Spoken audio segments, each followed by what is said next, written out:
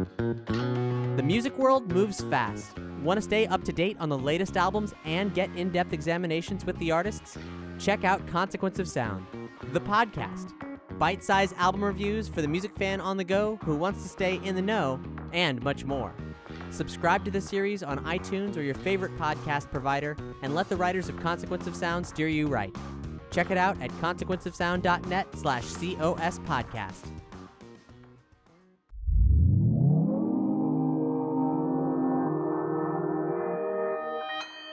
Consequence Podcast Network.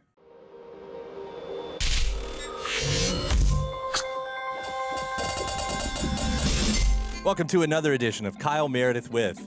It's an audio interview series presented by WFPK Independent Louisville at WFPK.org, Consequence of Sound, and the Consequence Podcast Network.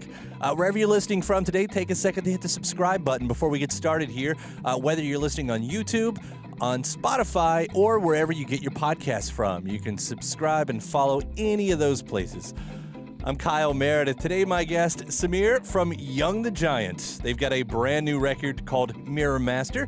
We're going to talk about how it works sort of as a sister album to their previous record, Home of the Strange, regarding the culture and lifestyle of our day in what is basically the selfie era. We'll also get into the laws of superposition, some talk of immortality and religion, and the fire that rock and roll needs lit under it. We'll also get into a little bit of the plans that Young the Giant has for after this album, things that they would like to see happen with their future music. Talking about the record Mirror Master, it's Kyle Meredith with Young the Giant. Congratulations on Mirror Master. Thank you. Thank you very much. This is album number 4. What is the traditional thing that you need to prove at album number 4? You know, because you got the debut that introduces you to the world. And then you got to show it wasn't a fluke with the second one. The third one shows your career. What's number 4?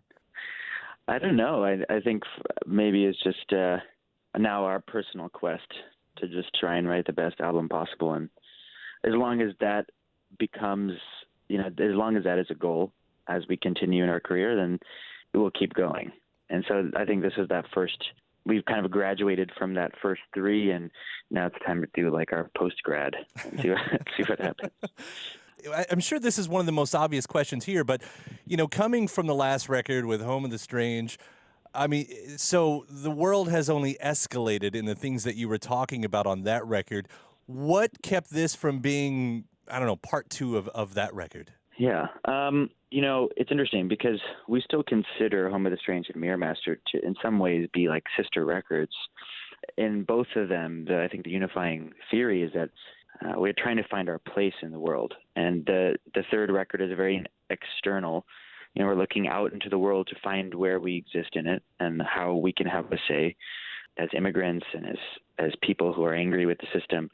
And the fourth record, I think it's more of an internal search. It's this search for your own identity, search for where you lie in this modern landscape, and that they're not two separate things. That, despite what people may think, especially now with how splintered everything is with social media and the internet, there's a huge correlation between the way we feel internally and the dissonance at large that America is seeing. I think where we've gotten ourselves to in America, we're seeing a country that we don't really recognize on either side of the aisle. And that massive dissonance, I think, comes from the fact that even within ourselves, we're searching and we're finding all these kind of contradictory things that we're kind of afraid to say or to share.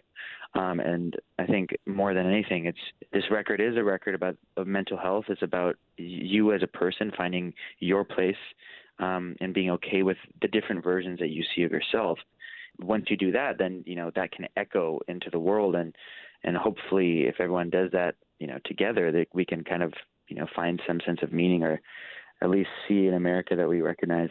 And I'll play with that title a bit too, because as you're talking about, your own image of yourself and things with that title, Mirror Master, it does come out in the time, as you're sort of talking about a little bit right there, in an era where, I don't know what you would have called the era of the selfie, just to generalize it or something like that. And for everything that means, I guess, for the culture that puts out there. And that plays into it a bit as well, right? Most definitely. I don't think people. I think people undervalue their responsibilities in the world, and also the effect that they make and ripple out into the world. I think people are like, oh well, it's just me, and it's just one person, and I'm not the problem, or me being a part of this culture is not the worst thing.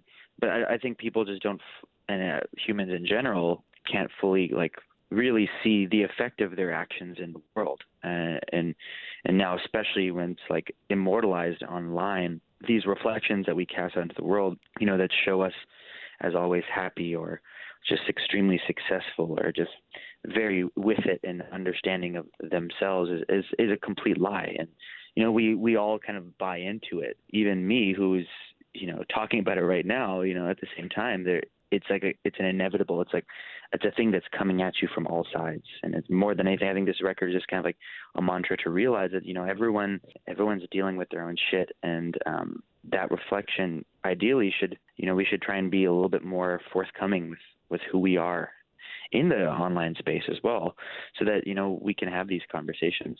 I'll take one of your lyrics a little bit actually quite a bit out of context, probably for what we're talking about here. But you talk about sort of the online immortality, and in the song "You and I," there's that repeating line. There's a reason we don't live forever, and I thought that's, and what I'm getting to here is, sometimes with it being, the age of the internet, that's out of our control a little bit in the digital space, but you can still keep this really personal, life of yours. Exactly. Humanity is the way that we've always known it to be, despite all the technology that we have now. And I think, that's what makes life worth living, is that we know that at some point we will die. And at some point we'll probably have to come to a reckoning with that as well, with technology. But for now, that's what we have, and it gives it meaning. Yeah. I love that song, by the way. While we're there with You and I, I guess the playfulness of the music is a big favorite of mine on that record. How does the law of superposition? Am I saying that superposition right? How does that play into all of this? Yeah. It was kind of this concept for me, being a nerd and just really getting into quantum physics, which is just kind of stupid, but not stupid. It's actually extremely insane. But, it's crazy that all this stuff we discovered in the 70s and most people don't talk about it. But I think more than anything, the idea of quantum physics or whatever, superposition, is a very romantic notion. It's just it's the summation of all things, that, we are not just one thing. We are always, on this line between many different things. We're not one static creature as humanity, as individuals, and even on a molecular level. I think there's this ebb and flow to life that is life in itself, and it's not just you at one point being happy or you one point being sad. It's that them connected over the course of your whole lifetime. And that was, for me, more than anything, was just then, what we see, and it can be in a lot of ways just an illusion or a snapshot or a reflection of who we are right now, but it's not the full picture, obviously. And I took that even one step further into this romantic idea that, two people meeting who could have met in any different possible scenario, any different reality, multiple reality, that, they could find each other. And, that was romantic to me. So through some nerdiness. No, it's a great idea. I also feel there's a lot of connections, threads that run through a lot of these songs, and to kind of pull some of what you were saying into a song like Glory, which, it is interesting, because being in a mainstream rock band, you don't shy away from singing about God, or at least the word God. And I don't know if that's ever presented itself with any kind of should I, shouldn't I with you. No, it hasn't. I didn't grow up extremely religious. I was raised Hindu. I have a few people in the band were raised Catholic, and some are not religious at all. But I think more than anything, there's this great sense of something, some illusion or something that we don't know about, and that in itself can be the cause for belief. And for me and for all of us in the band, I think it's just this quest to find meaning in it. If that's God, or if that's the God particle, or that's a unifying theory of quantum physics or relativity. There's something there. And, that's why we do talk about these things. I feel like science and and religion or whatever, the idea, this concept of something greater than us, they're very connected.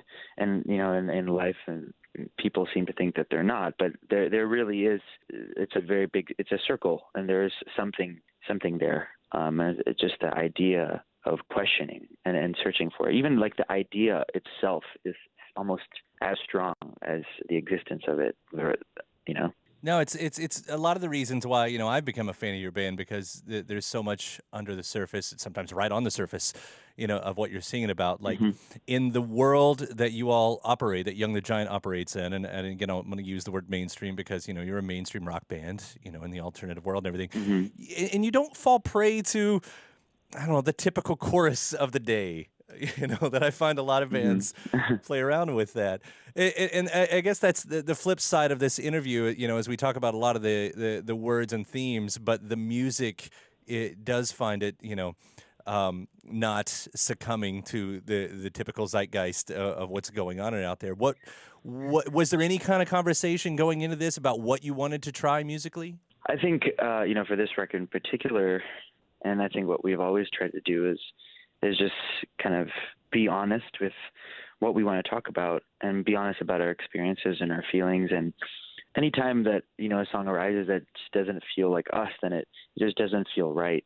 And so it's just like this kind of natural weeding out. And, I talked about this briefly, and recently I feel like the reason why there has been kind of this decline of the existence of rock within like the relevant culture, I guess, of the day, is that, for a long time, indie rock, mainstream rock has been kind of self-indulgent. It's been, hiding behind production, hiding behind like these platitudes, these ideas that, the rock forefathers kind of set for us, talking about the same things.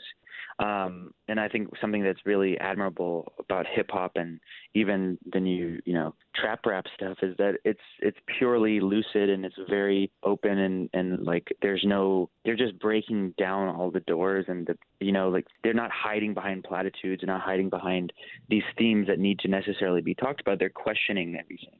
For the first time, it seems like, and I think with rock and roll, there needs to be something like that, and for us, that was what was inspiring, and so we really wanted to, more than anything, more than even sonics or statement per se, is just wanting to be true to that notion, and just trying to talk about us, or just talk about things that we feel like talking about. Yeah, I'd read an interview recently of you saying, you wished you could tour a record before recording it, to kind of do. Yeah. Like, what's stopping you all at this point? What's stopping that from being album number 5? Would you ever take that jump? Potentially, it's fun to. There's kind of been a little bit of that, in the beginning of our career. Obviously, we hadn't even finished the first record when we'd gone on tour, and so we had taken a lot of the songs on the road, and I brought that into the studio. I mean, the second that you play a song for people, it's forever changed in your head, and like there are these things that just click into your head that automatically are like, oh shit, that makes so much sense. Like why didn't we do it this way, or maybe we'll just continue to play it that way. And even towards the second record, we wrote some of the songs during sound checks. And then as we continued and, people started wanting to hear more from us because we had more and more records, there was less time for being able to do stuff like that. And I would like to do that very soon. I think that more than anything, one of the things that is also an unfortunate circumstance of rock music is this, 2-year album structure cycle thing, which is, I think, amazing in the fact that at least, we are still one of the last vestiges of being like an album band and people really care about a full record.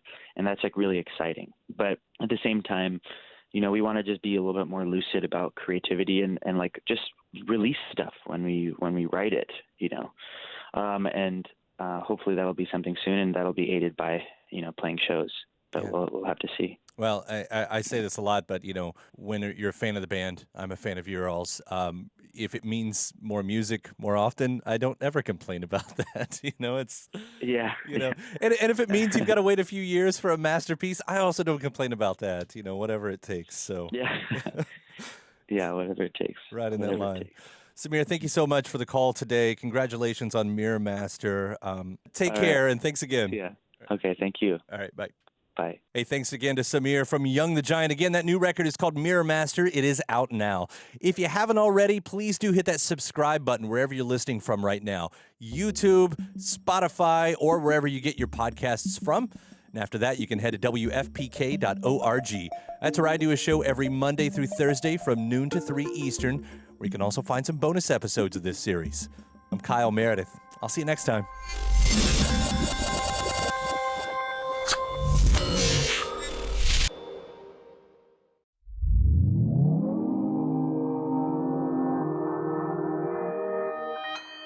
Consequence Podcast Network.